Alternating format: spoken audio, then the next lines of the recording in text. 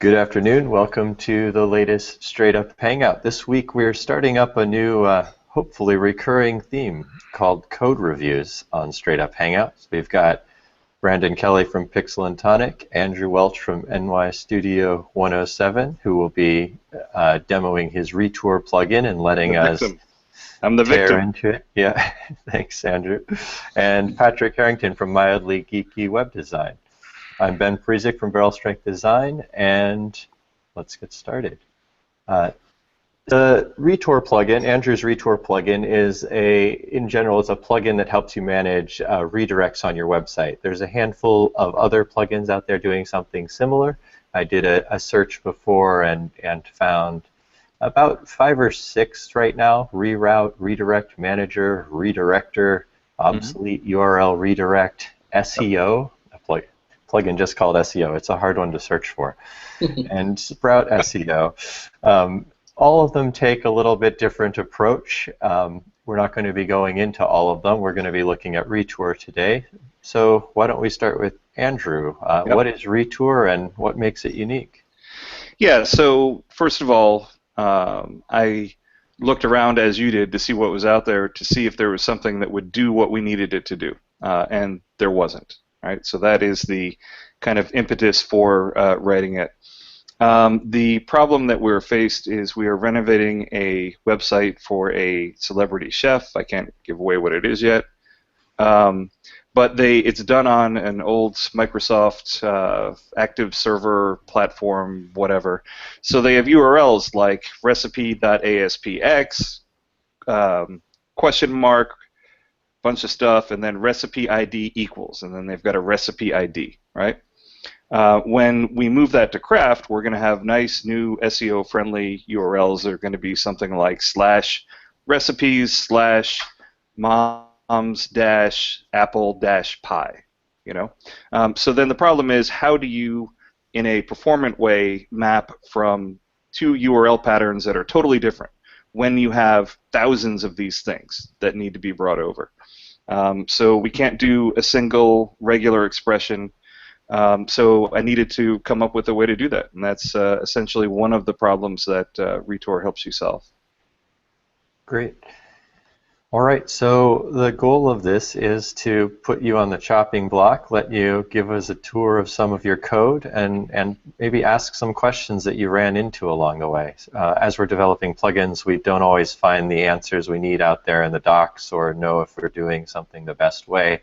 And I guess you have several questions as you were building this plugin of, is this the best way I'm doing it, or how could I do this better? So we've got Brandon here to be the voice of authority, and we'd love to see some of your code.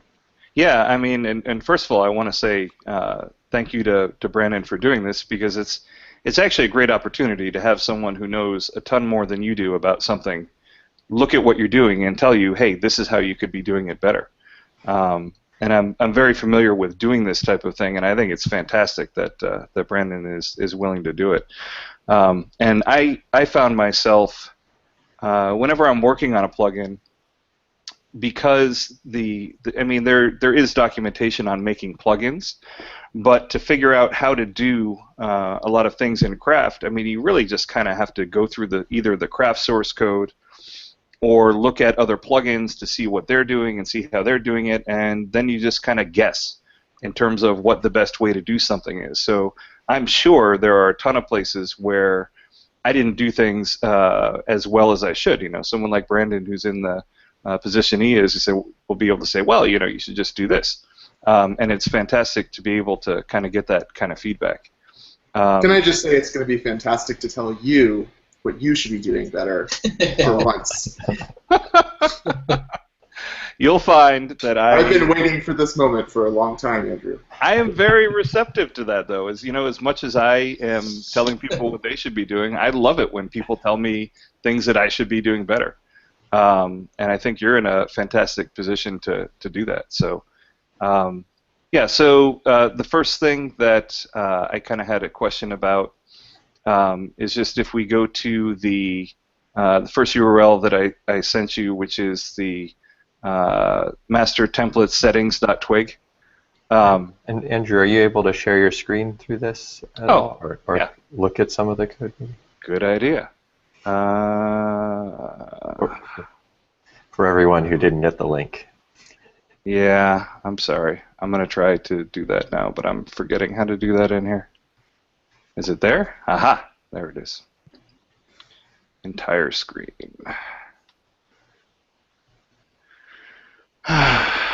All right, so are you seeing my screen now? Yep. All right, let me bring this full screen so that no one gets too confused. And I probably should make this font bigger. How's that? Looks great. All right. So I wouldn't say great. Well, looks large. Mediocre at best. How about that? Sharing your screen. Yeah, I know you're sharing my screen. Okay. So this is just super simple, and we don't want to spend too much time on this, but this is just a settings page. And I wanted to take advantage of some of the cool new features in Craft 2.5, where you can get that nice little sub-nav on the side. And so I was using that, but then I had some people that were running 2.4 that wanted the same interface and didn't want it to break on their install. I realized that the majority of Craft installs are more modern, but there are some cases where people are wanting to install this on older installs. So what I did was right here, I basically check the Craft app version, and I set the tabs to be this array Retour sections that I declared up here. So if we're running 2.5, I set the tabs to this and the selected tab to whatever it should be. And if we're not, then I just set the same thing to the submap. I mean, does that seem sort of reasonable, or do you think I'm an idiot for even bothering to do this? Well, you know the answer to that. But if you must, I should say that the way you're doing this craft.app version less than 2.5 is bad. Okay. If we end up releasing like a 2.10 someday, that condition's going to start passing. So, not entirely sure what the. I think honestly the best bet you have is probably just looking at the build number, and that's lame. But we don't have like a template-facing version compare function right now, so that's kind of your best bet. Right. Huh. Yeah. Yeah, I didn't even think about that. All right. So moving on, let's get into something that you can actually kind of cut your teeth on here. Right. Okay. So I have a field type in Retour, and the reason I have a field type is I want to be able to give people who need these URL redirects the context of the entry that is the new thing that they're being redirected to, right?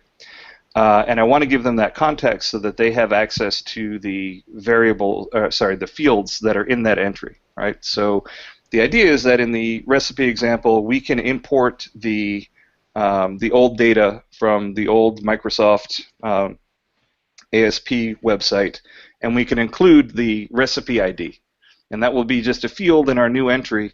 Mm-hmm. And then using the single bracket syntax, we can incorporate that in our matching pattern for the URL, if that makes sense, right? So that's why we have a field type. I'm not storing any of this field type data in the content table. Mm-hmm. I'm just storing it in a record, and I did that because I don't want to have to spin up, everything around Craft just to access these things. So what I'm doing is in PrepValue, it basically says, if it's null, create a new one of these things, and then look for it. If we find one, fill it with the attributes, and if we don't find one, then we fill it in with the default values that are in the field type settings, right? And then regardless of any of that, we set this is whether or not the user when they're at the entry level can change any of these settings. And I guess my question about this was, and the kind of piggybacking along with that, I've run into this problem before where if you add a field, so let's say someone has already done their import and then they decide to add this Retour field, to their 1,000 recipes that they just imported, they can add the field, but it will be null. There'll be like no data attached to it at all.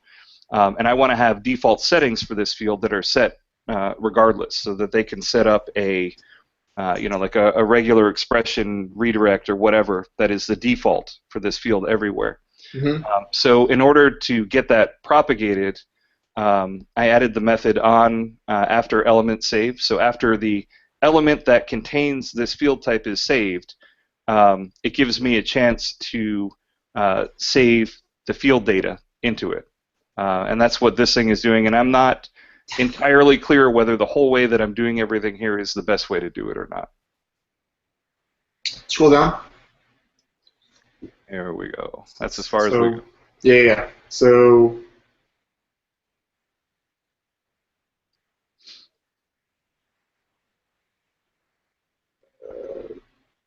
trying to understand the point of this on after element save function. Okay, so if I just add this field to my section, and I've got like 1,000 entries in there, one of the things that I can do is in the field type I can set default settings for things like the source URL and the match type and whatever, right? So I want it to kind of just instantly work, that if they add this field type to a section, if they then go into the section and then save it, it kicks off that resave elements task, which ends up calling this, which allows me to default my record, if it doesn't exist, to whatever they want their default. Okay, so simply by calling PrepValue, you're actually saving a record? Well, no, what it's doing, that's a good question. I think what ends up happening is it calls PrepValue to create this thing if it doesn't exist, or read it in if it does. And then by doing the PrepValue, I think what it does is somehow it ends up getting saved in on after element save. Are you implementing PrepValue from post on here? Yeah, it's right up here. Oh, yeah. That was just PrepValue. Yeah, I'm sorry. That is where that is where it does get saved. Yeah. Gotcha. Okay. Where it looks for it, and if it finds it, saves it, does whatever it needs to do. Say, I'm sorry. Okay, so why wouldn't you just put everything that's in PrepValue from post into on after element save? So because like everything here kind of relies on the entry having an ID, correct? Correct. Yep. And so that's the point of the on after element save function. Right. Is that's the one function on here that you can be guaranteed is called after a point when the entry has an ID. Right. And you're right. That will be called regardless, right? Yes. Every time an entry is saved. Okay. After it has done being saved and it has an ID assigned to it, the next step is that all the field types get their prep or on after element save function called. I think the reason it's structured this way, and it's not a good reason, but it's kind of getting back to what I said before, is I looked at what some other plugins were doing that were doing what I wanted to do. Yeah. In other words, saving it somewhere else, and then after the fact, I'm like, oh, well, actually, I need to do something on element save if they add it later on. So I think I just kind of bolted it on. Yeah, I probably shouldn't have. Yeah, so I think so PrepValue from post, like the point of that function is to kind of normalize any post data that's coming in when someone's saving an entry from the form. And it gives you a chance to kind of normalize the data and return it. It's not actually supposed. I mean, you can do whatever you want. It's PHP. Obviously, you can change the rules if you want. But the point of the function is simply to kind of normalize the value and then return it, giving Craft's content service stuff a better savable value for storing something in the content table. So if you're not saving anything in the content table, you shouldn't be using this function in the first place. It's just pointless then. I mean, it's working, but it's kind of a hack. Right. And it'd be better, like the right place to put this would be in on after element save. So I would just like take all of this, put it there instead. You should still have access to the value, I think. So you can check. You can play around with that. Yeah, I'll need to. I mean, what it's I not passed to the function, but you can do like this dot element get field value or something like that, and pass in your somewhere in there, I'll be able to get at whatever value that they have set this thing to. Yeah. So just to summarize what we have here, we have three methods: PrepValue from post, and on after element save. Yep. PrepValue in a longer form would be something like PrepValue before it gets to your template. Yeah, it's PrepValue for use, basically. So the idea is that PrepValue from post is supposed to store the value in like a database normalized format, so whatever you're ready to store it as, and then PrepValue without anything after that, just plain PrepValue is prepping it for being used by anything, whether it's Twig or another plugin, or basically like runtime value as opposed to database value. I guess I was thinking that because it was saying returns the input value as it should be saved in the database, right? That it kind of made. But I see what you're saying. So probably I should just change this function to just return value. Well, right? I would just cut all this code out and put it in your on after element save function. So I just don't implement this method at all. I would just not implement this method. I would put, because like all this stuff, these are all things that you want to happen after the element has been saved because you're relying on the element having an ID. Gotcha. As it is right now, there's going to be times where you get to row 136, line 136, and that element ID is going to be null every time you save a brand new entry. Right. And so you're going to have some weird behavior where whatever value you were storing isn't actually getting saved as you were expecting it to. I think it'll actually throw an exception if that somehow ends up being null. Actually, you know what? It might be working only because on after element save is also getting called every time you save an entry. Right. So actually, all of your code in PrepValue from post is getting executed twice every time an entry is saved right now. Yeah. First when it's actually called, and second when on after element save is called. So maybe you haven't noticed a bug simply because you're kind of doubling your efforts here. I got lucky. You got lucky, but you're also causing twice as much code to be executed. Right. So. Right, and that makes sense. I like that that you clarified that for me. I really appreciate that. It definitely comes from what I mentioned before. I had seen some other plugins that were doing kind of similar things, and they were doing it in PrepValue for posts. I'm like, oh, okay, well, that's where I'm supposed to do it. Yeah, and they were not doing the on after element save. Yeah, that seems like the right place to do it in this context. Yeah. I will say this is something that's getting a little more clear in Craft 3. Yeah. At least we've gotten rid of the concept of like PrepValue from post versus PrepValue. So now there's basically just you're always returning a value that's in the exact same format that like currently what you get from PrepValue should be returning. And then there's a very explicit function for like prepare value for database storage or something like that.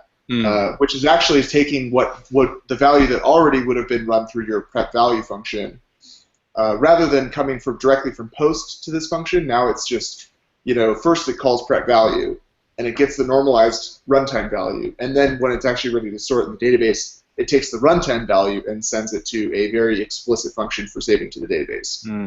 So it makes it a little bit more clear and less complicated or confusing. Now, sorry, go ahead. No, finish. I'm sorry. I was going to say, and there's still like the same like on after element save type of thing. I think it's been renamed, but same concept. So I guess what I was going to ask was, to me, it seems to me, and I'm sure there's a good reason for this. I'm just curious what it is. If I add a field to an existing section. Mm-hmm. It seems to me that at some point, if the field type cares about it, there should be some way for it to default that value, short of telling them to go into the section and resave it.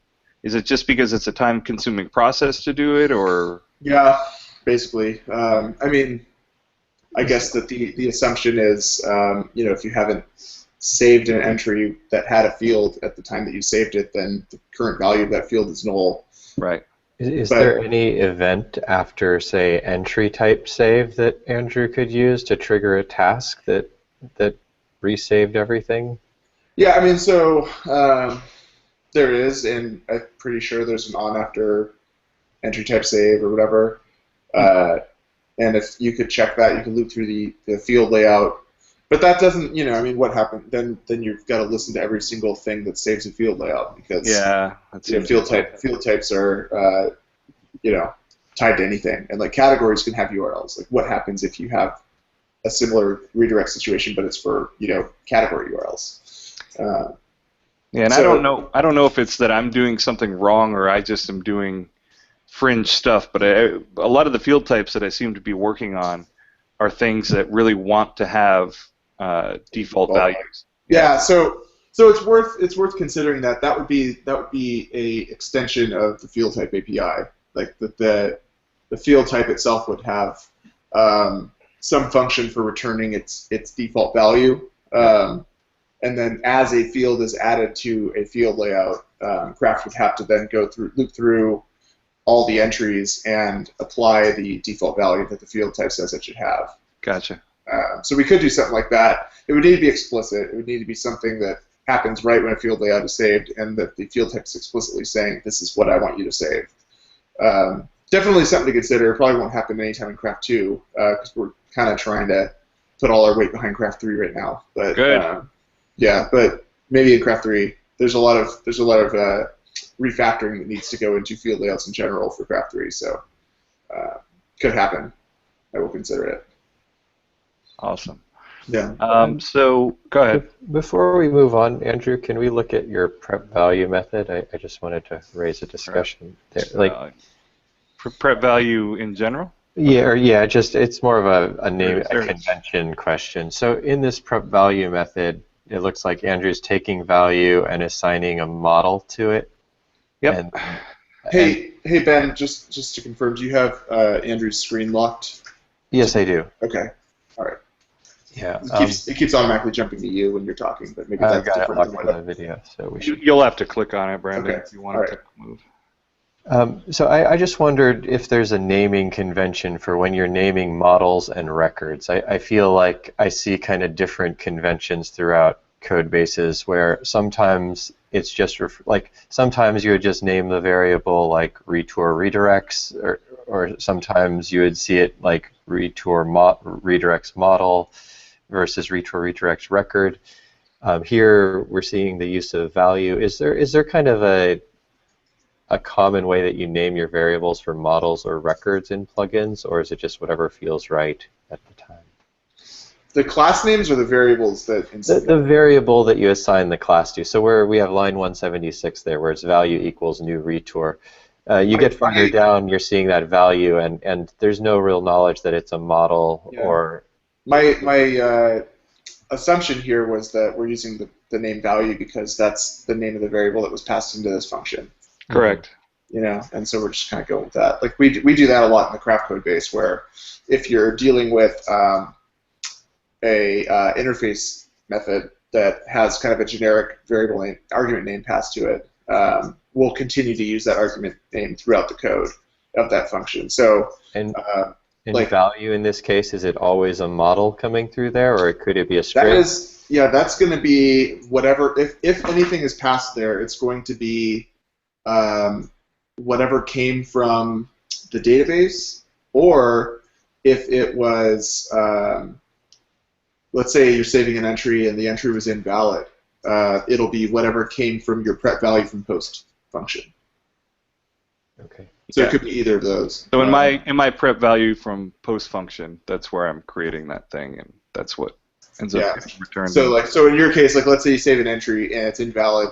So as soon as you start saving the entry, PrepValue from post is going to get called, and Craft is going to internally have like its current normalized value of that field, and then if for whatever reason the entry doesn't validate, then it'll get passed back to the templates, and PrepValue will get called with whatever that normalized value from PrepValue from post was.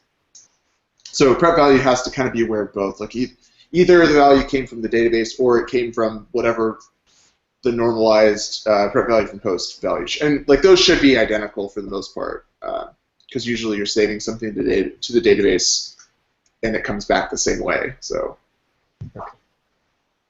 yeah. All right. We do that in naming convention a lot. Like if you look at all of our element types, like any element type methods that accept an argument that says element, for example, even though like in the entry element type we know it's going to be an entry, we'll continue just referring to it generically as an element, just for consistency kind of thing.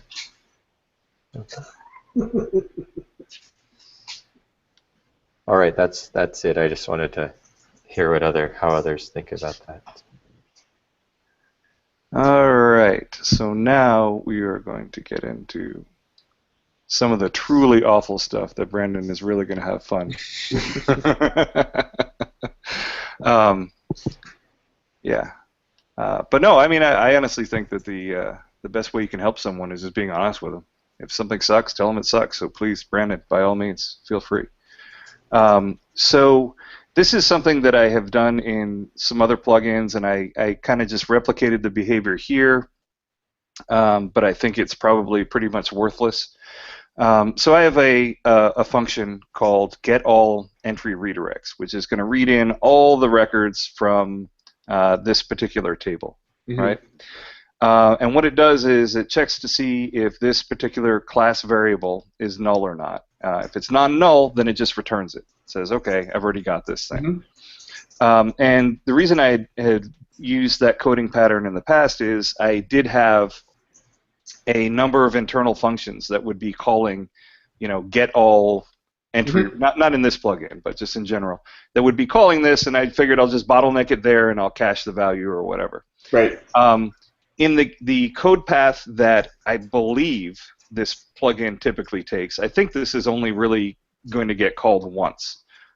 Is there any real downside to doing this kind of internal caching? And then I've got a second question after you answer that. Yeah, the only downside is memory. You're Right. going to be eating up more memory. Right. This PHP is not going to be let free. But that will only persist as long as your plugin is running, right? Yeah, but I mean that's till the end of the request. So yes and no. Okay. And that was the further question, which is the thing I'm unclear on is how long does my plugin actually exist? So it's for the duration of the request. Yeah, because with your plugin is a combination of several classes, and so it's not like a all or nothing kind of thing. But your service, for example, the first time that gets called, it gets initialized, and a reference of it gets stored on the craft application, web app class. So at that point, it's always got a reference pointed to it, so it never goes away. And craft doesn't do its own internal, deconstructing of existing service classes or anything. It just keeps them around, assuming that there's a chance that they'll be needed again. So, okay. So because this is my service, are you saying that this is going to be around for? Yeah. So services. If you want to read more about this, look up Ye components. So it's kind of like a dependency injection kind of thing. Like it's not quite that in E1, but it is more of that in E2. But basically, like you can in your Ye application config, you can specify various components that need to be available. From your core application, or any module can have its own components, and the application is a module.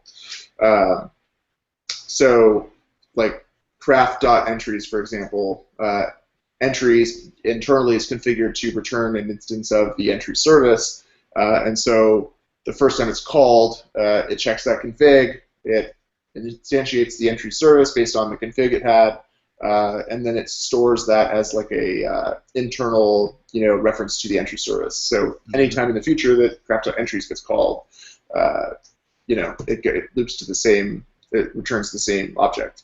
So we, for plugins, as we're initializing plugins, we will search through the file structure to see if they have any service classes, and if so, we will actually register those automatically for you as additional components on the craft web app class.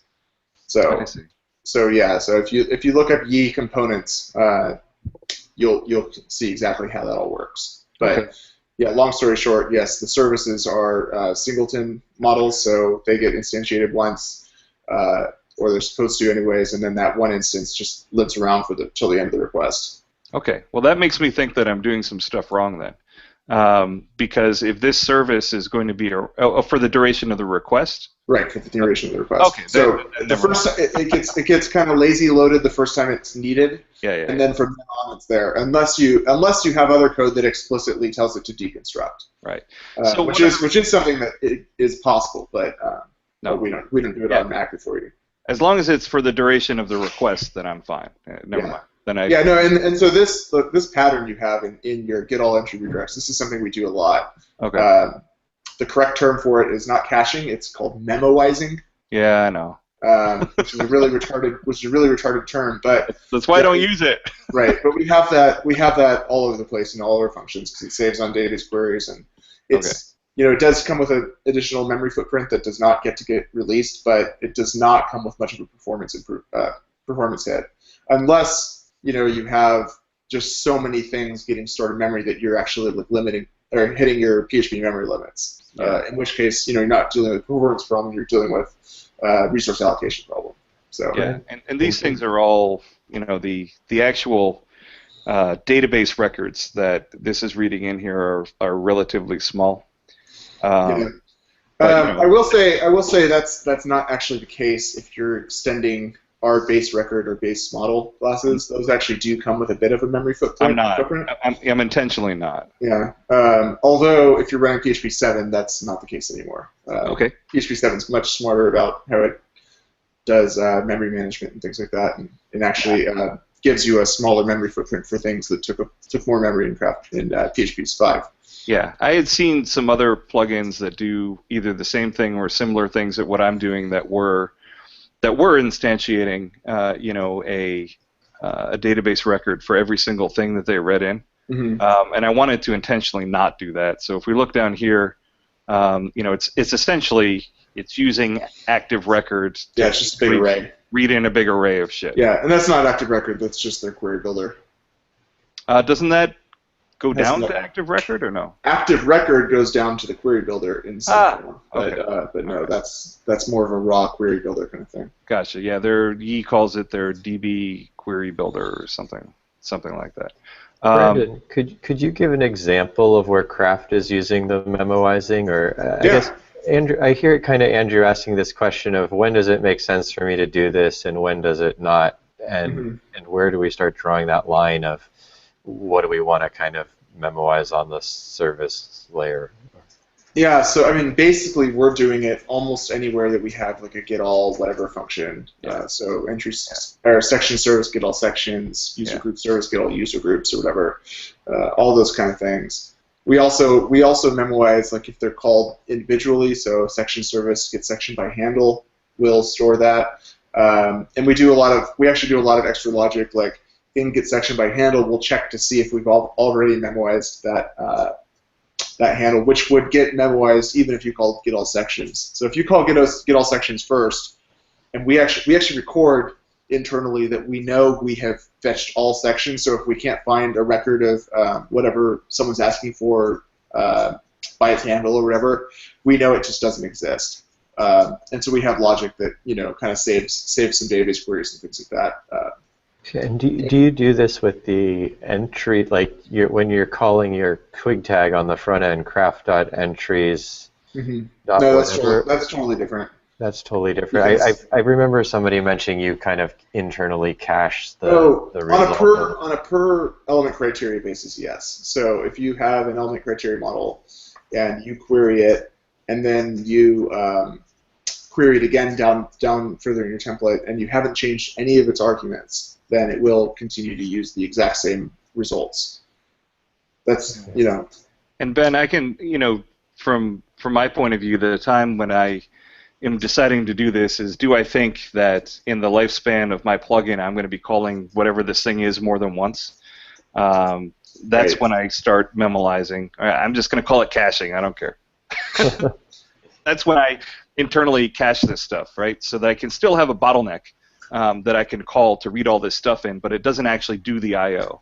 It just says, did I already fetch this? Yes, here it is. Right. Can we then, just for understanding the programming side of this better, but we're calling it caching because in a sense it's storing that data to see if it's available quicker than doing the actual query. Yep. But Craft also has a Craft cache service. So Andrew does have the option here to cache this somewhere else and retrieve it that way. Why wouldn't he do it that way? Do you want me to answer? Go ahead. I'm just kind of for the sake of. So there's multiple ways to cache things. When you refer to there is no cache service. There's the template cache service. Is that what you're referring to? Okay. Or I'm sorry, there is a cache service, Yep. And that's used for data caching, and that's actual caching. So that's like you want to store some data by a key, and so you call cache service.set. You pass in the key, the data, and optionally how long you want it to last before it expires. And that will actually store, by default, it'll store it in your craft/storage/runtime/cache folder, and it'll serialize it and store it in there. You can also, if you change the cache driver setting or whatever we're calling it, you can have that configured to store in Redis or Memcache or anything like that as well. Yep. And at that point, it becomes like a really quick way to store stuff like this. And I think if you're using Memcache, you can, or Redis, like any of those like memory-based caching systems, you can actually store like PHP objects in there, or at the very least, you can safely store serialized PHP objects, which is not the case if you're using just basic old file-based caching. And in that case, like this kind of thing could be, you could actually expand this to start storing it there, and then you don't even have to do additional database queries and future requests. Like it just gets stored, in Redis or whatever. And every single request, you could just keep on using the cache service to pull it back without doing a new database query. And then actually, like when anything changes, you could explicitly bust that cache manually. So that's totally funny you should talk about that, because we're going to be talking about exactly that next. Oh, perfect. Okay, and honestly, just saying this out loud makes me think like maybe it would be a good idea for us to have some sort of memoization abstraction layer within Craft. Like right now, we're just doing it exactly like Andrew's doing it here, where every single service is doing its own internal memoization. But considering the fact that caching things in Redis, if it is true that you can store like entire PHP objects and things in there without any technicality issues. It might be a good idea for us to kind of abstract the entire memoization process in a way that like we're checking to see if you're using some memory-based caching, and if so, we actually store it there as opposed to some internal array like you're doing it here. Because it would be more efficient if you were able to do it there. Yeah, that way you're actually saving every single request. You're saving a dozen SQL queries, if not more. Yeah. So Ben, the reason why I chose to do it this way, the memoization way, is I wanted this to be. It really has to do with the persistence of the cache. So I only wanted this to be around for the duration of the instantiation of my plugin. And it's not something that I wanted to keep around saved on disk or whatever, because then I don't have to deal with cache coherency issues or busting the cache or anything like that. This is really just kind of a way of pre-flighting it so that the data gets loaded in once, and then anywhere else where I want the data, it'll just return it, as opposed to constructing a new query and doing all that kind of junk to read it in. You raised some interesting points there, Brandon, about using the cache service for this stuff. My only concern there would be, if they don't have it set up to be Memcache or Reddit, I really don't want this stuff saved out to a file. No. So I'm saying like the reason we would do this through like some abstracted service, as opposed to just saying every single service should now start using things with the cache service. Yeah. If we did it with a abstracted service, like a memoization service or whatever, we could actually be the ones that are doing some logic on, what cache driver are they using? Are they using a memory-based cache driver? And if so, go ahead and store it there. Yeah. Otherwise, just store it in some internal array. And in that case, you're just going to have to keep, getting requeried every single request. If it had some kind of layer to help you bust that cache. Well, and yeah, I mean, it would have the same, cache busting functionality and stuff like that too. All right, but basically, good. you would have to tread lightly with it, because by using that service, you would need to start remembering that even if someone hasn't on the given request, even if someone hasn't fetched all sections, for example, if you resave a section, you are going to need to remember to bust the existing section cache. Right. Right. Because, and I guess it's all the same type of logic as we currently have. Like, it's just you're replacing the check to see if this dot all sections is not null, cleared out, gets replaced with, just set that section cache to null kind of thing. All right. So, I mean, the bottom line is that. So thank you, Ben, for asking, because this could be a nice performance improvement that we work on. I hope it happens. And I hope that why we're not using template cache service is obvious enough here. Yes. Just for people like me, it's because of file I/O, or because this isn't a template. Okay, sorry. We're not. That only caches like raw HTML. Okay. So. I need it all spelled out for me. All right. Yeah. Yeah, and in any given life cycle of of something like Craft, from the web server hitting it to PHP spinning up to Yi to Craft getting going. I mean, there are literally going to be dozens of different caches involved, if not more, I would guess. Yeah, I would love to see PHP has its own cache. I mean, there's going to be them. crap cached everywhere at different layers. But no, Brandon, it's good that you were kind of talking about the cache service, because this is the part where I think you're really going to get to tell me that I did something awful. And I'm aware. I mean, I kind of punted on it to some extent, and part of it was I just didn't understand enough about what was going on. So what happens is when a 404 exception happens. So this plugin only does anything after a 404 exception has already happened.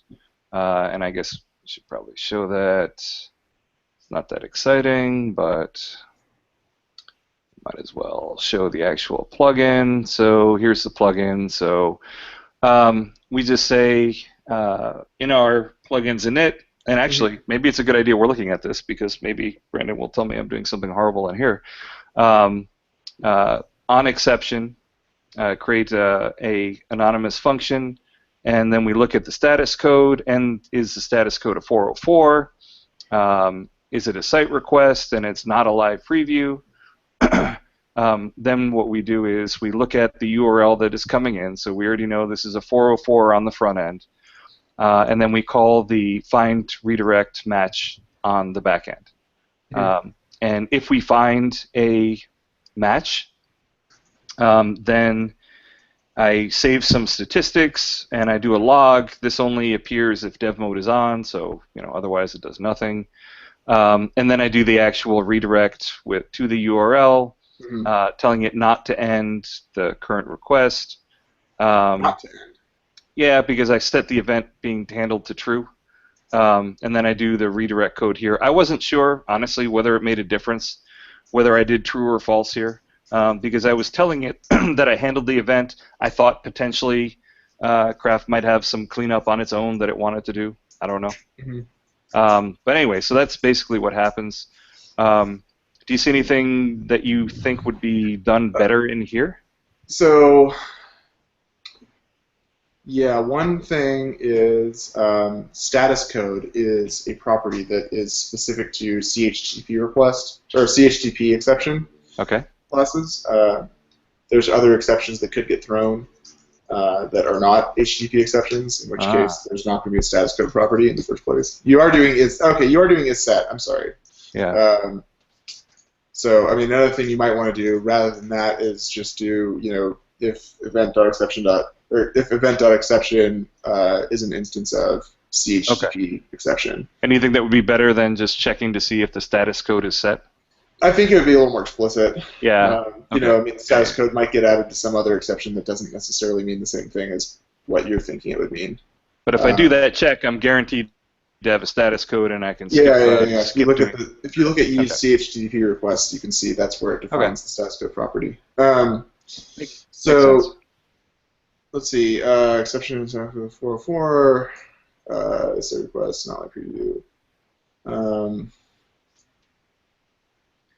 This was just a prelude, so if nothing, jumps out at you. Yeah, no. I mean, the only thing I would say is I wouldn't worry too much about not ending the request, or I would just let it end. So just true. Yeah. Okay. It worked either way, so I was like, well, I don't know. I'm telling it I handled it. Yeah. I mean, there's not a lot that's going to happen after this. It's basically I'm actually not sure. You're going to kind of have conflicting things, because the ye exception handler is going to try and change the status code, the response code, and it's going to probably try and muck with the response. And you'd have to step through it to see which one actually happens first. I'm not sure what the order is on whether. I think you might have just found a bug that I was trying to chase. Okay. Occasionally, I would see it record this thing twice, and I wonder if the conflict between or what you're saying sounds to me like it's possible that it might get triggered again somehow. I don't know about that. But maybe. So I'm honestly not too familiar with the on exception event. Okay. I'm assuming that happens in C application. Yeah. So let's see. So that happens in the handle exception function, which is what basically there's a catch-all for all exceptions that goes to the handle exception function. I'm just looking through the code. Hang on. Logs the exception, creates an exception event, calls on exception. Okay, and then if not event.handled, then get the error handler and display that. Okay, so I guess as long as you're setting handled equals true, which you are, the error handler doesn't show up. Okay. Then it calls this end. So yeah. But you think I should probably just set it to true?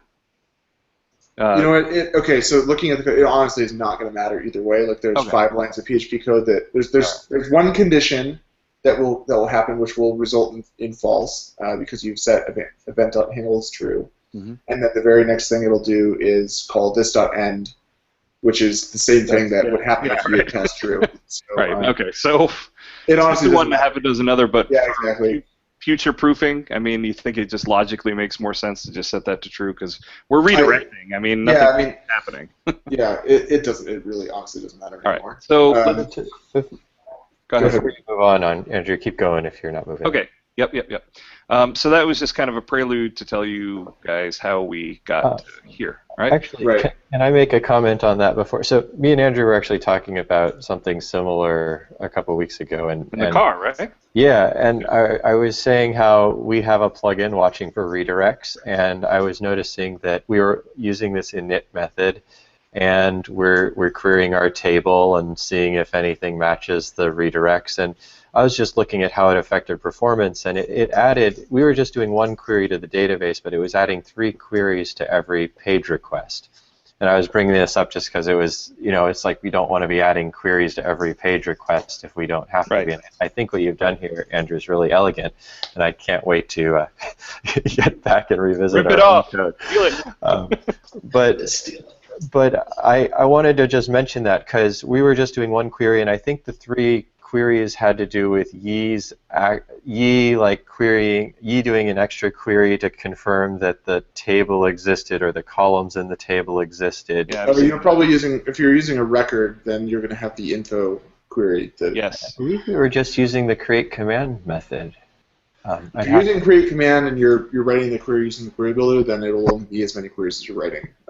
If you're using the active record class, the first thing that does is do a get info from about table query to give it an idea of what columns exist and stuff like that. Yeah, it sounds like the latter of what I was seeing, but I'll have to check on it. I thought we were doing the other. But yeah, in general, Ben, I think this is a better way to do it just because you only add to the request after a 404 has already happened, so you're not impeding any of the other site requests at all. I think it's probably a good way to do it. Yeah. And it's kind of weird to think about it that craft only runs if you get a 404, and then what you're doing here only happens if you get a 404. And Right. so you've got this scenario where there's actually very usability focused behavior that's just like dodging errors the whole way Yeah. that it's happening and not allowing them to happen.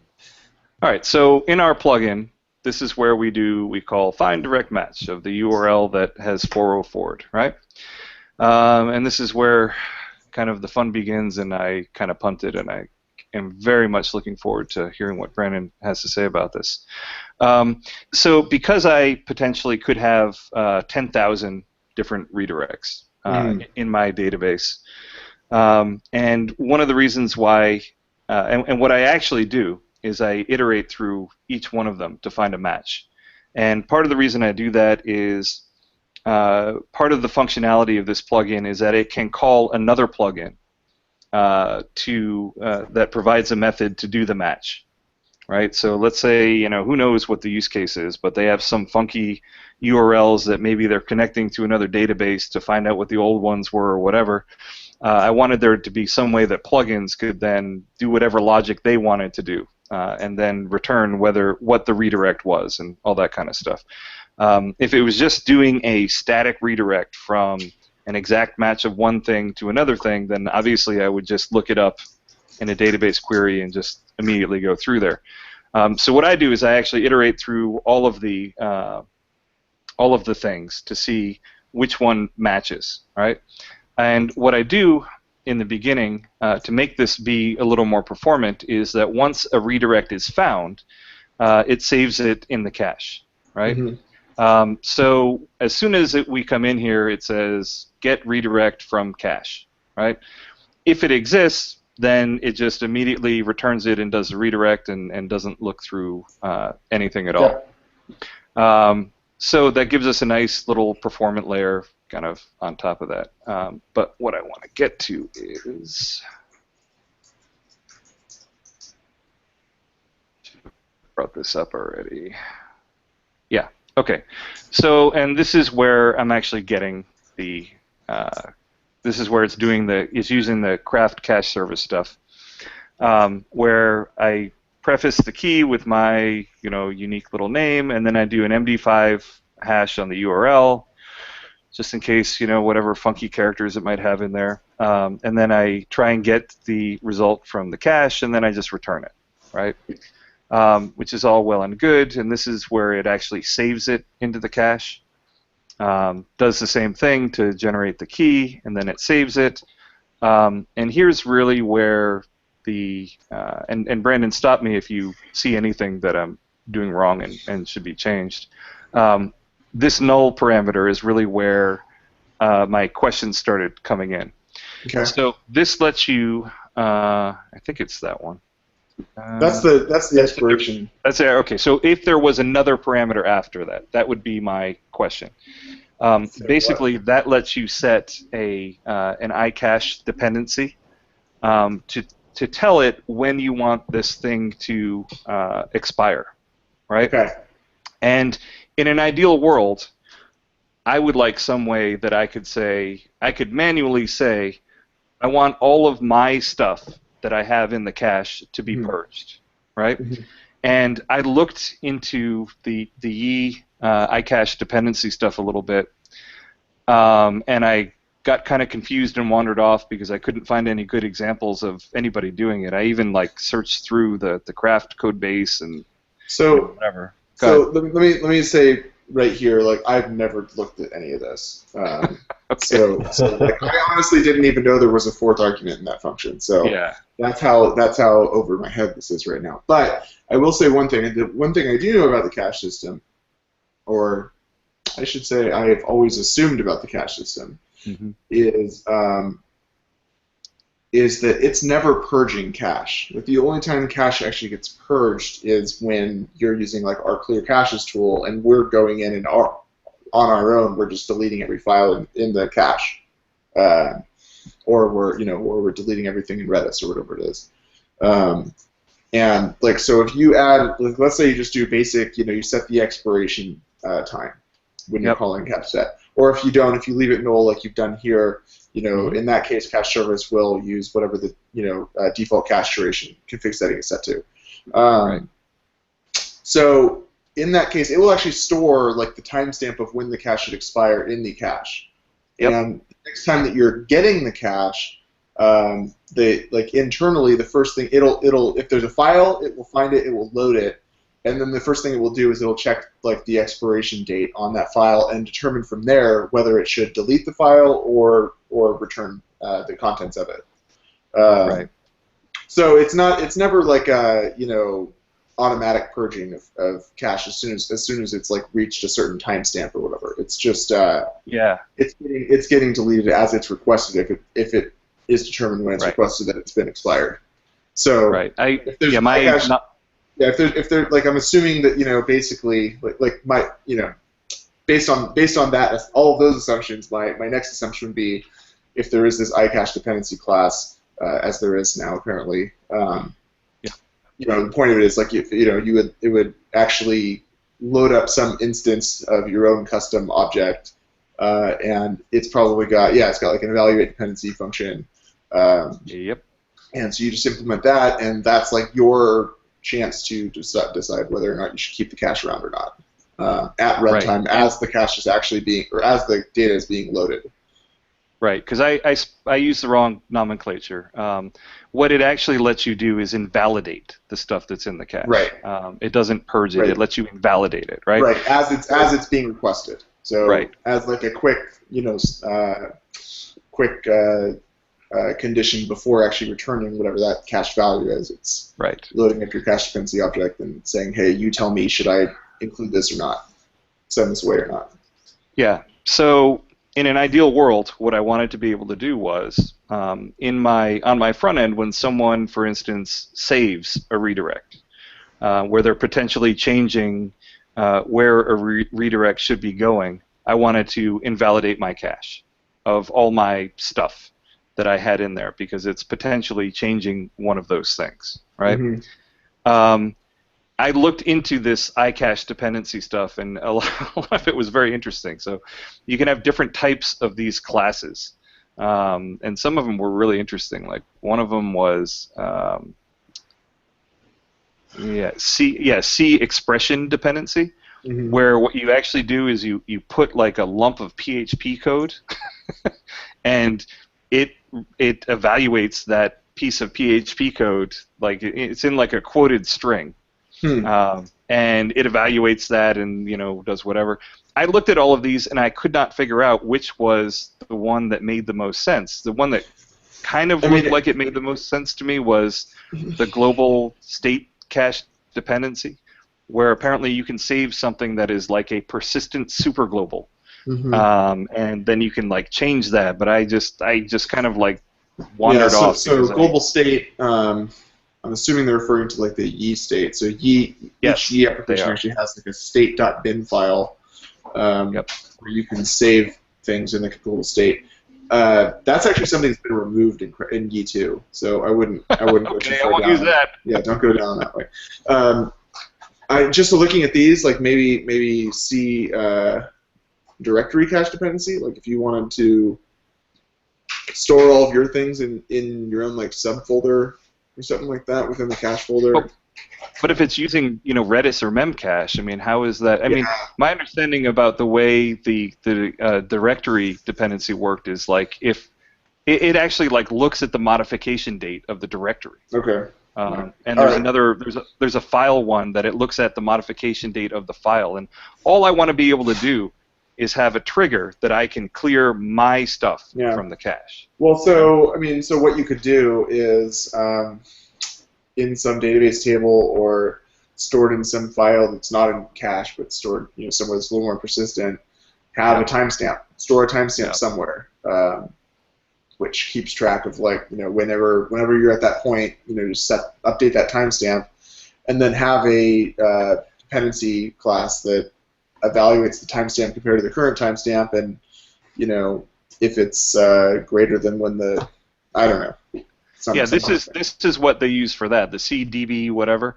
this executes an SQL command. Yeah. So basically, like, if the cache was created before the current stored timestamp, then you know that it's got to go. Okay. So what I would need to do is I would need to change this table in MySQL, and then it would work, I guess is how it would do it. So I would just be saving kind of like a timestamp or whatever, and then whenever they modify it, I change this, whatever this query ends up being for whatever table I end up saving.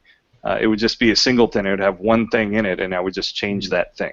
And I guess that would bust the cache. Yeah. I mean, what really helps me when I'm trying to venture into stuff I've never done before is example code. Are you aware of any? Like, I've Googled extensively. Yeah, again, I didn't even know this functionality existed. So. All right. So I haven't pulled up any example code yet. All right. So, well, this is where you might tell me what I'm doing is terrible then, because I kind of gave up and wandered off on this stuff. What I do now is I just call craft cache flush whenever they save one of my things. Which that flushes the entire data cache. Yeah, I mean it's heavy-handed. It's not going to be detrimental. It's just going to require Craft to do a lot of, it's going to require Craft to recheck for updates. It's going to require it to rerun its requirement checks and all that kind of thing. Just various different things. And as I was doing it, I felt icky about it, but then I was like, well, I mean, it is a cache, and it can be rebuilt. Yeah. And people are not going to be saving these things constantly. Yeah. And if it's not happening on every request, or it's only happening every now and then it's not bad. It would be bad if this was something that was happening like every single day or multiple times a day or something like that. No, it happens only when they delete a redirect or they save a redirect. So in other words, I would say that's often enough that it's bad. Or not bad, but it's not advised. Because I didn't like it, but I couldn't figure out a good way to do the cache dependency stuff. Yeah, I mean, so it seems like just from the quick description I read of it, it seems like that is the right way to go here. Yes. And so we could work on the side and figure out how to implement that. I'd be interested to find out. I'm sure there's areas where we could be taking advantage of that as well. So. And I would be interested to find out from the point of view of what is going forward with Yi2, so that I am not using some of the cache dependency stuff that apparently is going to break. Well, no, I mean, so the only thing here that's relevant for Yi2 is that state, like the global state, is no longer a thing. Right. So they're just kind of expecting that for anything that you would have been saving in the global state, you should now just be storing in cache. Yeah, I mean, it seemed weird to me that I would be saving something in a custom SQL table that it would have to read in every time it wanted to figure out if a item in the cache should be invalidated or not. But I guess it makes sense because it has to have some kind of persistent data somewhere, right? In order for it to work, So I think that probably the reason that they dropped it is because ultimately, like anything in the global state gets stored in that state.bin thing, which is craft storage runtime state/state.bin or something like that. And the reality is that, like, I think they built that functionality with the intention like that would just get stored and never change.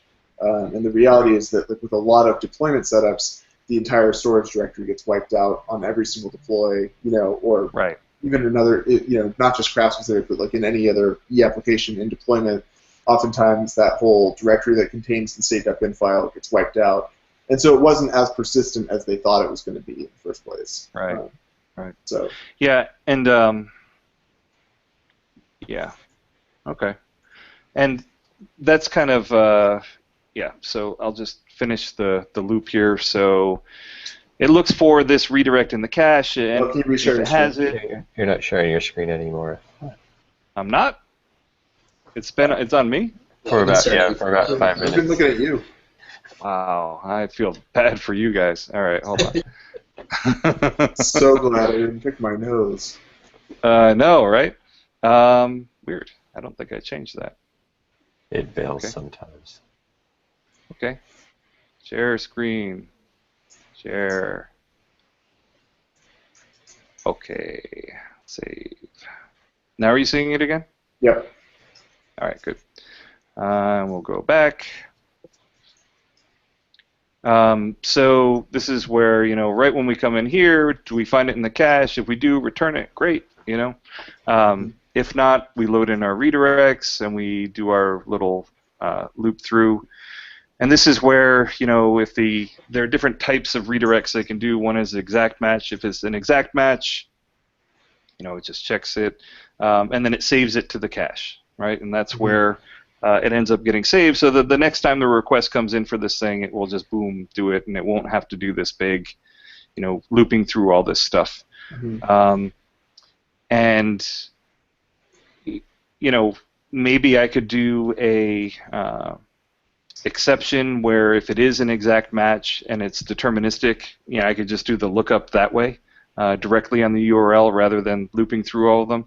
But all of these redirects are lumped together.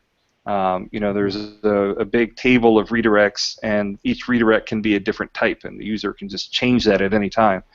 So I wasn't sure any reasonable way I could do this other than looping through, especially when, for some of them, we are calling an actual plugin to do the lookup, and we want it to be able to do whatever custom logic it wants to do and then return it. But yeah, that was the biggest thing that I kind of felt icky about in this, was that I was just flushing the cache whenever I needed my stuff to be flushed. Yeah. So the only thing, two things that I would possibly consider improving is, like, depending on how often the exact match is used. Might make sense to, like, start by just query. Like, that is something you could identify with a single SQL query rather than looping through a bunch of rows, right? It is.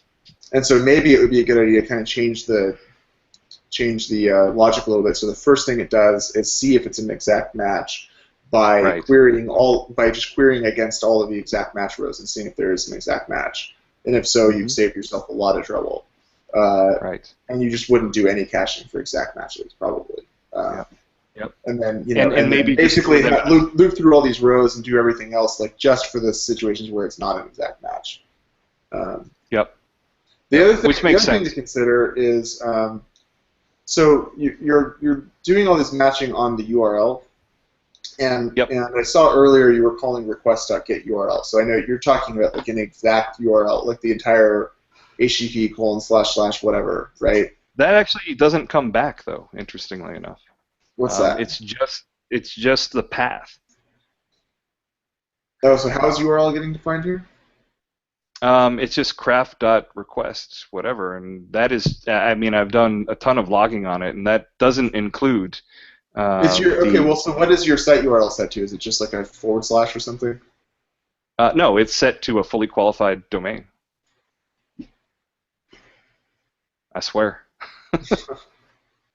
Yeah, and what ends up... Whoa, we didn't want to go all the way back there. What ends up coming through is just the path part of it, the path in the query string. I do have fully qualified site URLs set in all of the test domains that I'm using, and when I call this, what ends up coming back is just the path. Okay, let's take a look at that real quick.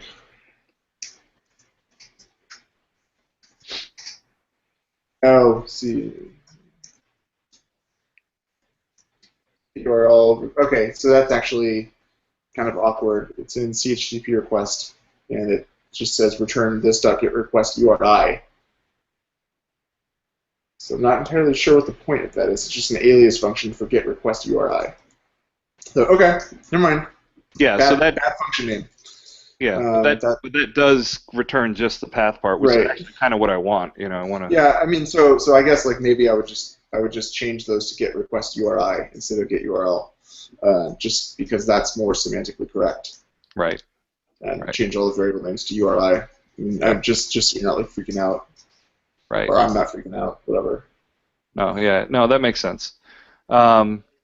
And yeah, I found, for whatever it's worth, most of the usage patterns that I've seen from people are that they're doing a regex match on this stuff, which then requires, passing the extra parameters in. And that's kind of why it's structured this way, but I think you're right that it makes sense to just have a separate table of just static requests and just do a lookup on those. Or actually, no, it probably could just be one table, and I could just do a direct lookup to see if it... or you could... yeah, so I'd have to... Like, I've never actually installed this. Is it even released? I'm not sure it's even released. Yeah. It was released a little while ago. Okay, so I'd have to install it and just kind of play around with it and get a better sense of how it all works and what its features are. But one thing I would also say is like the less work you can do at runtime, the better. So like if you could somehow have the field type be doing more of the processing and storing things in a way where you could just kind of shrink the runtime logic down to like one query. It kind of does. So the field type does store the parsed. It stores both the pattern that they say they wanted, and then it also stores the parsed version of it. So when you save that field type, any of the single bracket object variables that you asked for, it does render object template on that, and then it saves that as the parsed string, so that it doesn't have to do any of that kind of stuff at runtime.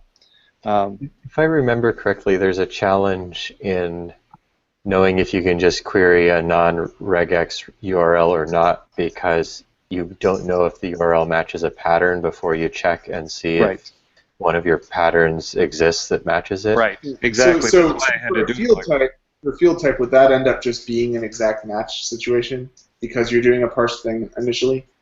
No, because you don't know what the incoming URL is necessarily going to be. Right. Okay. Yeah.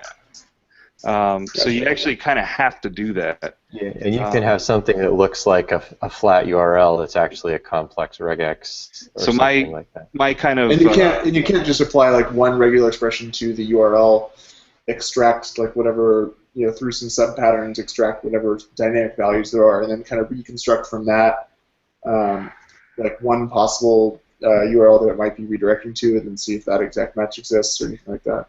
I don't think so, because you also have to deal with capture groups with the regex, and I don't know that you can handle every possible permutation that might be coming in as a site request.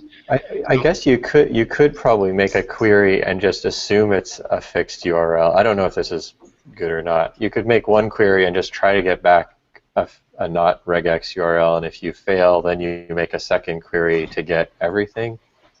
Well, what I tried to do with that caching layer that I implemented on top of it was, if I have found a match, if after going through whether it's a regex or I'm calling a plugin to do the match, however it is finding a match, once I have deterministically found a match, then I save that in the cache that I can just instantly look up. So that was kind of my performant layer on top of that is, once whatever complicated logic has needed to run that does find a match, then cache the URL and then the redirect it was eventually matched to, and store that in the cache. And that's why you see it kind of hitting that first, so that for, if this has been running for any length of time, any of the common patterns that are coming in as 404s will have already been matched. And go ahead. Sorry, so I have a related question to this optimization of a querying for something like this. I took a look at our SEO plugin and why we're getting the 3 queries. We are using a record in the query. We updated to use that because we recently changed the redirects to be element types and allow them to be reordered, because sometimes the order of your redirect matters. Yep.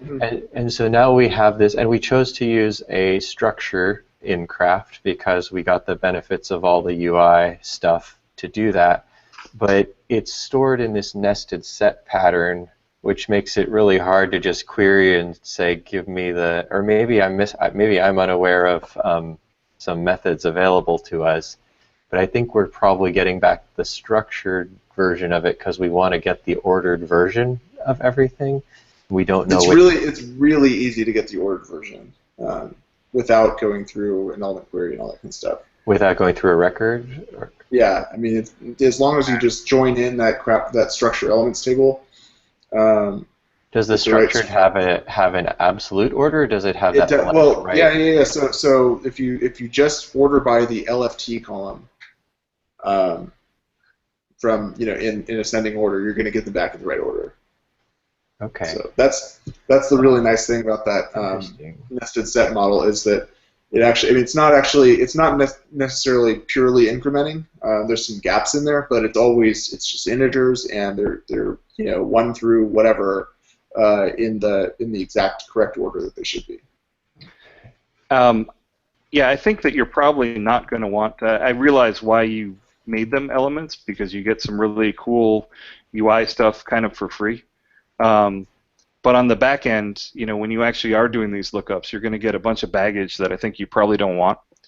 Well, you can write a custom SQL query easily enough that gets the exact data you need without creating element models and all that. So I was going to do the same thing that you're doing. So right now, these are here are your static redirects, and this is a admin table or whatever. I was going to add a row, which is basically just an order row, and then add that little widget that lets people move them around, and then just do it that way. And then I can just fetch them ordered by the order, and I don't have to bother with a heavy element type for something that it probably really doesn't need it. Brandon and I went back and forth on this. I was grilling Brandon several weeks ago on this, going like, I don't want to use a structure with all the overhead, and at the end he was just like, use a structure. You'll get. Right. And I don't know. I'm pretty happy with our decision in that it's if you're dealing with thousands of redirects in some situations, you're going to have to start dealing with pagination and other things. Whereas if you're extending elements out of the box, you're getting that, or searchability, or you kind of get a lot of that stuff out of the box. And the difference between the two of our plugins is that because I have the field type in there, that's where a lot of people are making their redirects, right? They're just attaching a field to their section that has, an arbitrary number of records in it, and the plugin is just creating those redirects for them, right? So it doesn't really need they don't really need to manage them. Yeah.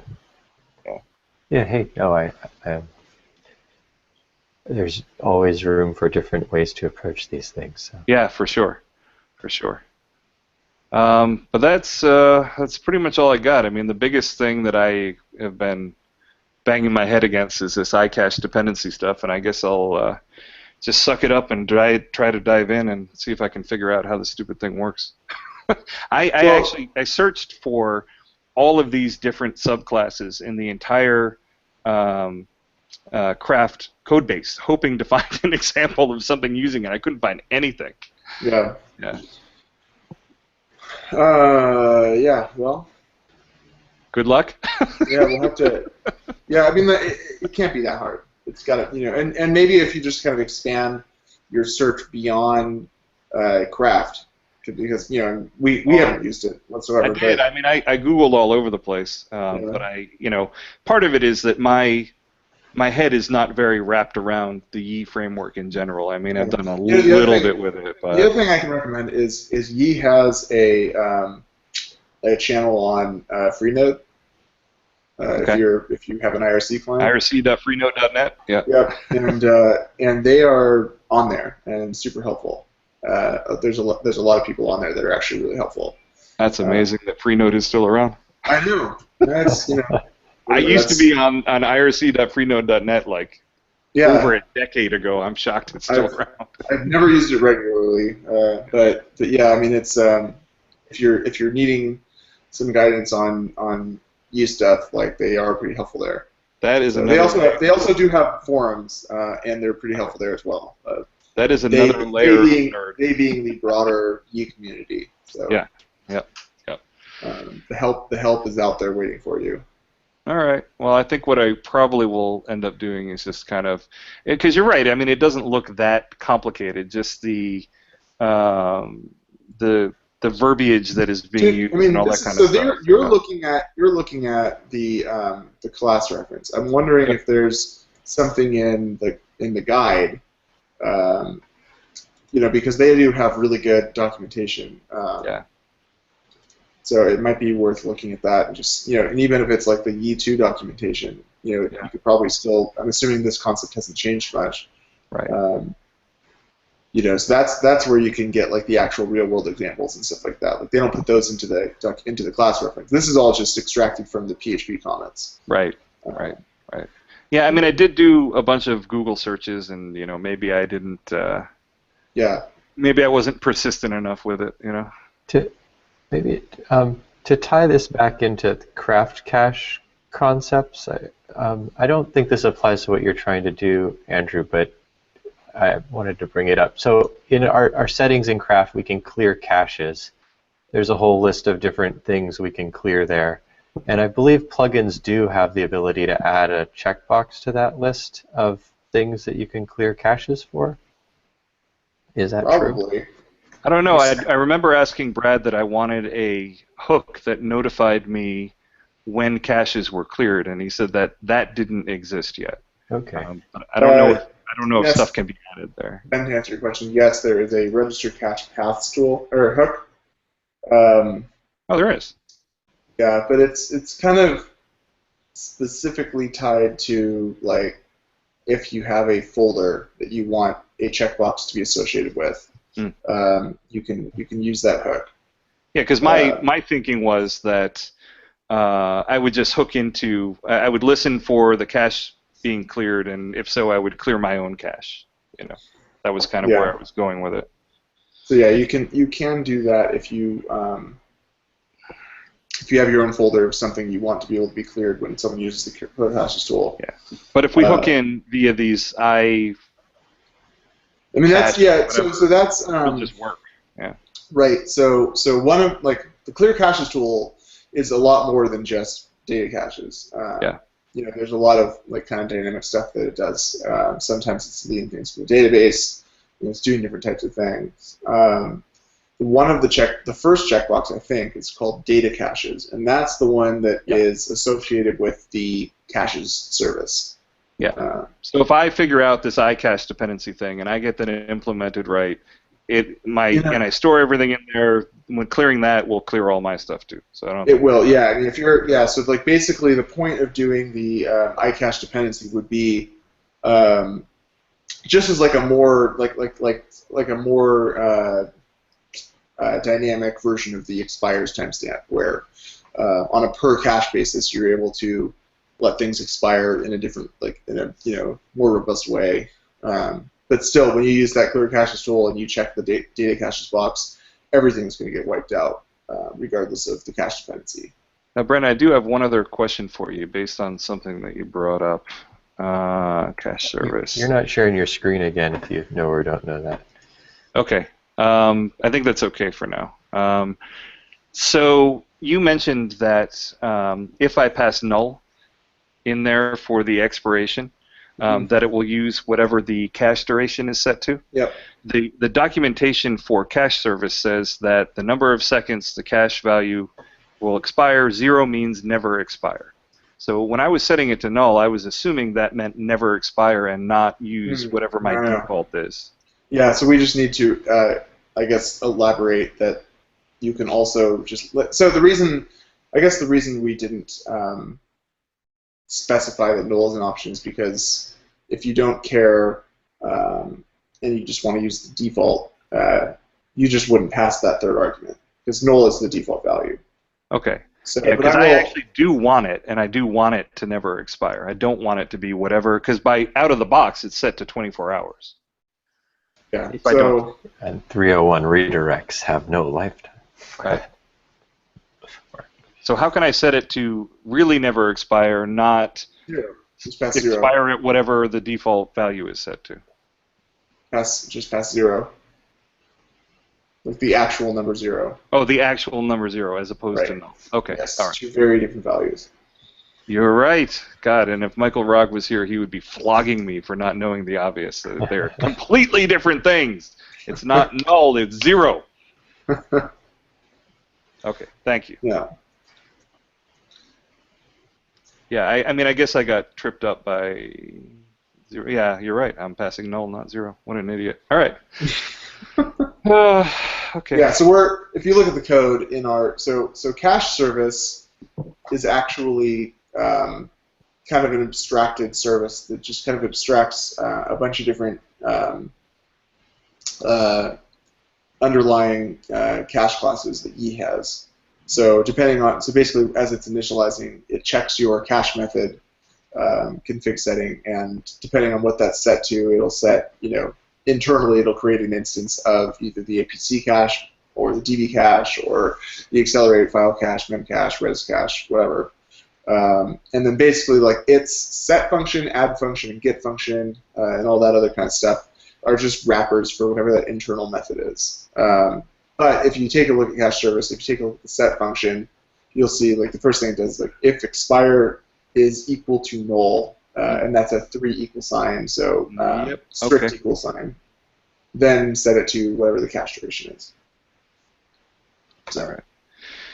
Patrick, it wasn't until I went back to turning the screen sharing off that I realized that you were still here. What? Yeah, I'm still here. I've just been listening. I'm learning. But guys, that's all I've got, and I want to thank you, Brandon, because I consider it incredibly valuable to get your feedback on this stuff, because you have a base of knowledge, having built all this stuff. It's fantastic to be able to draw from, and I have a little bit of refactoring to do, a little bit of code reorg to do, based on what I've learned here. Overall, that's not what I'd give you a B. A B? A solid B? Is it a B minus or just straight B? Straight B. Might get lower if you actually started. I haven't used it yet. I can't judge your. Oh boy. Well, usability. I tried to look at other ways people were doing it and avoid some of the pitfalls. I mean, I saw some plugins that if you did a 10,000. You had 10,000 records, it would create 10,000 record classes and iterate through that, and that didn't seem like a good idea. And the overhead per request didn't seem like a good idea. But there's still a bunch of things in there that I wasn't entirely clear what the best way to do it was. So at least now I've got a little bit better idea of things that I can be doing better in there. Sweet. Well, I'm glad it was helpful, and I appreciate you being so open with your code. And I have worse stuff that I'm hoping we can get other people on. I actually wanted to. There's some stuff in some other plugins I've written that I am not happy with. But part of the reason is I was learning how to do all this stuff as I was going, and it's one of those things where after you're done with it, you look back and you're like, wow, I would do that a completely different way. Knowing what I know now, having gotten to this journey, The old saying, build the first one to throw away. Yeah, I mean, you do the 1.0 of anything, and then you learn how to do it right. Yeah. It's kind of just the way it goes. That's where we are with Craft 3. So, so no judgment. Yeah.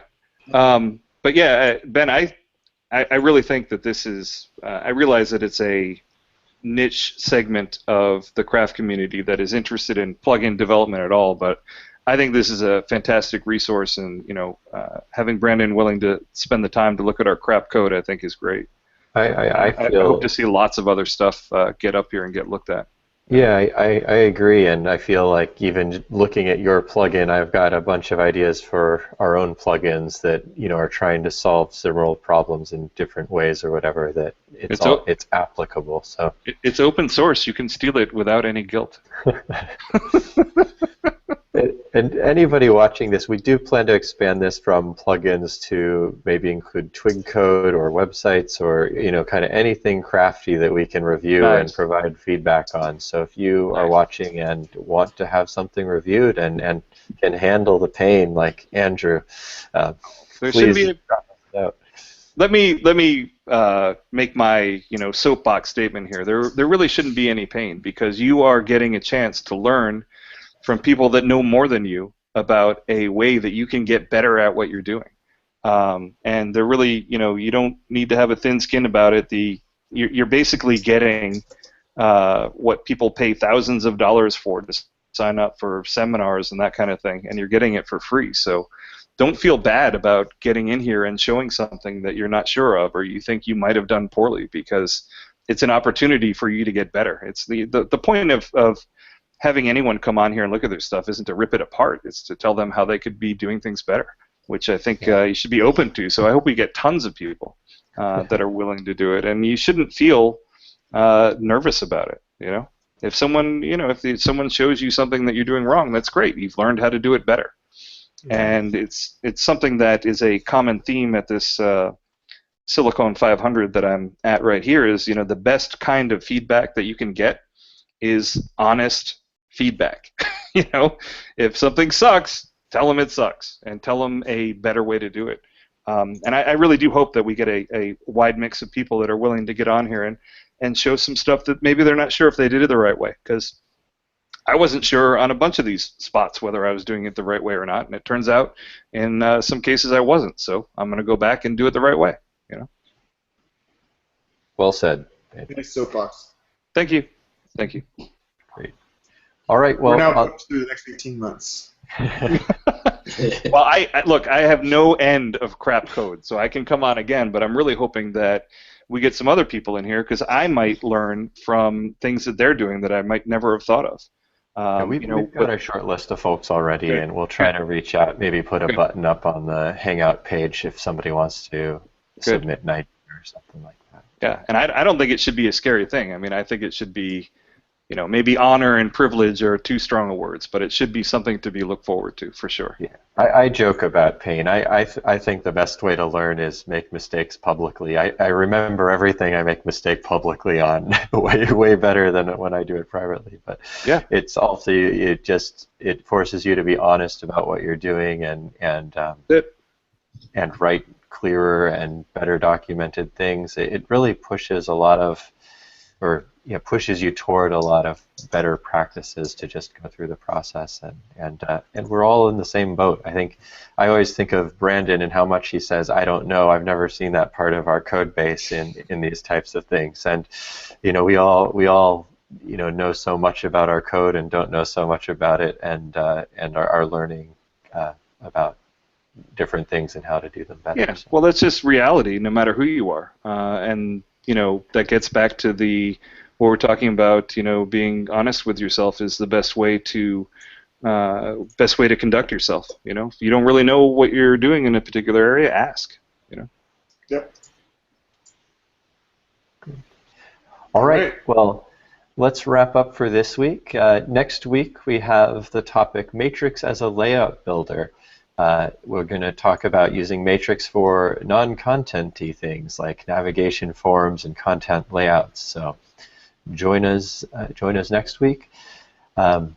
This event will be posted up on Straight Up Craft shortly after this, and this has been Straight Up Hangouts, an event presented by Barrel Strength Design and Pixel and Tonic. Thanks everyone for coming out. Thank you, guys. Bye, guys.